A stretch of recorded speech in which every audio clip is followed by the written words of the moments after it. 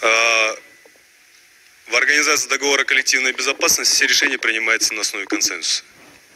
Если хотя бы одно государство будет против, решение не проходит. Все договора, которые в соответствии с Конституцией необходимо проводить ратификацию, проходят соответствующую ратификацию через парламент.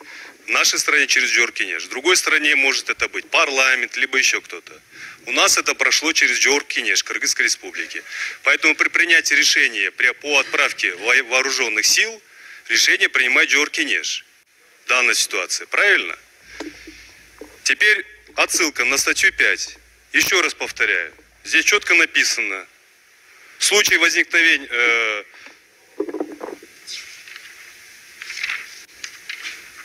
В случае акта агрессии, в случае совершения агрессии со стороны кого агрессия была? Вам вопрос задавали, вы не ответили. На любой из государств-участников осуществляется право коллективной обороны. Обороны от кого? От собственного народа? Извините, я здесь хотел бы ответить.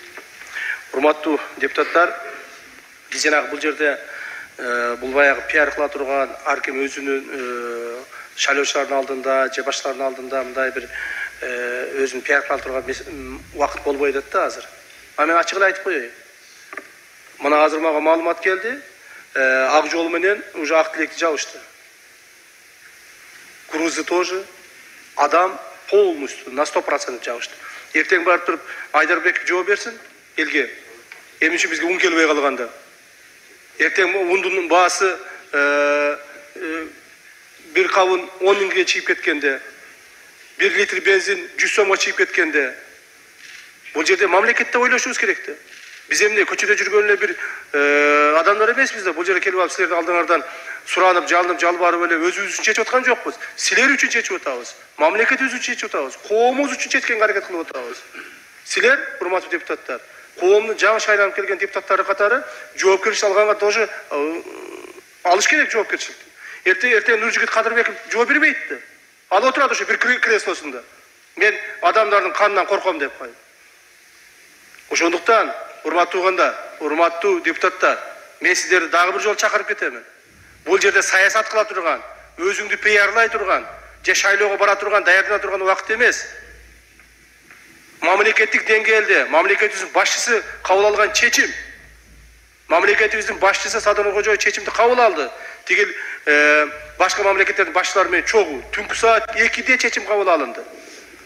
Так, анан кийин эгерде добуш бере албасаң, башка болсо, пиарланбай, канды башканы оозуңа алып сүйлөнбөстөн жакшынакай кылып туруп, унчукпай олтуруп бергиле. Себеби эртең азыр мына мен тревожить этип аткан себеби азыр 7 посттун 4-өө жабылды.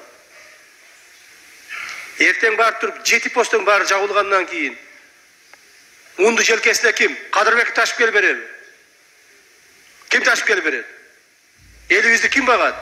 Элибиздин, коомубуздун ичини, тынччылыгын ким сактайт?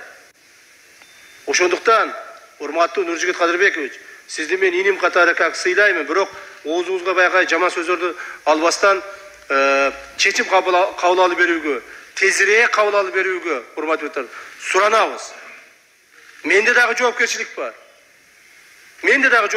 Жек адам катары. Саясатты азыраак кылып, же болбосо, көптөгөн сөздөр айтылып кетип атат, жабык иретте өткүзөйлү. Бая мен сиздерден суранып айттым эле. Регламенттин канчанчы статьясы эле? 36 статьясы негизинде, 36 статьясы 1-пункт негизинде. Монда эл аралык келишимдер, аскердик маанидеги маселелер жабык артында каралат деп. Рахмат. Ушул маселени же болбосо жабык артында чечип бериңиздер. Ошол боюнча азыр чечип туруп чечимдерди кабыл алып бериңиздер. Азыр ошол боюнча Мемет. Рахмат.